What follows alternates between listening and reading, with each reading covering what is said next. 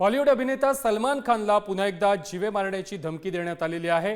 घरात घुसून जीवे मारण्याची ही धमकी देण्यात आलेली आहे। मुंबईच्या वरळी येथील वाहतूक विभागाच्या व्हॉट्सअप ग्रुपवरती सलमान खानसाठी धमकीचा मेसेज आलेला होता। यानंतर वरळी पोलीस ठाण्यामध्ये धमकीचा मेसेज करणाऱ्या अज्ञात व्यक्तीविरोधात गुन्हा देखील दाखल करण्यात आलेला आहे। या धमकीनंतर मुंबई पोलीस हे अलर्ट मोडवर आले असून त्यांनी तपास देखील सुरू केलेला आहे। वरळी येथील ट्रॅफिक कंट्रोलच्या व्हॉट्सअप नंबरवर अभिनेता श्री सलमान खान यांच्याविषयी धमकीचा मेसेज आला होता। त्या अनुषंगाने वरळी पोलीस स्टेशनला 351-2-3 भारतीय न्याय संहिता अन्वये गुन्हा दाखल आहे। पुढील तपास वरळी पोलीस करत आहोत। सलमान खानला पुन्हा एकदा धमकीचा फोन आल्यानंतर सलमान खान कुणाच्या टार्गेटवर आहे अशा प्रकारचा प्रश्न उपस्थित होतोय आणि या संदर्भातील ग्राफिक्स देखील आपण बघूया। एप्रिल 2024 मध्ये सलमानच्या वांद्रे येथील गॅलेक्सी अपार्टमेंटवरती गोळीबार झालेला होता।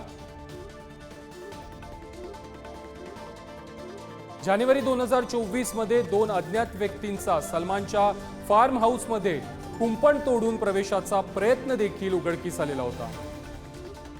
एप्रिल 2023 मध्ये 16 वर्षीय अल्पवयीन मुलानं मुंबई पोलिसांना फोन करून सलमानला जीवे मारण्याची धमकी दिलेली होती। मार्च 2023 मध्ये जोधपूरचा रहिवासी असलेल्या एकानं सलमानच्या अधिकृत मेलवरती 3 ईमेल पाठवलेले होते, त्यामध्ये जीवे मारण्याची धमकी देण्यात आली होती। जून 2022 मध्ये सलमानचे वडील सलीम खान मॉर्निंग वॉकवरून घरी परतताना एका अज्ञात त्यांना पत्र मिळालेलं होतं आणि त्यामध्ये देखील सलमानला जीवे मारण्याची धमकी देण्यात आली होती।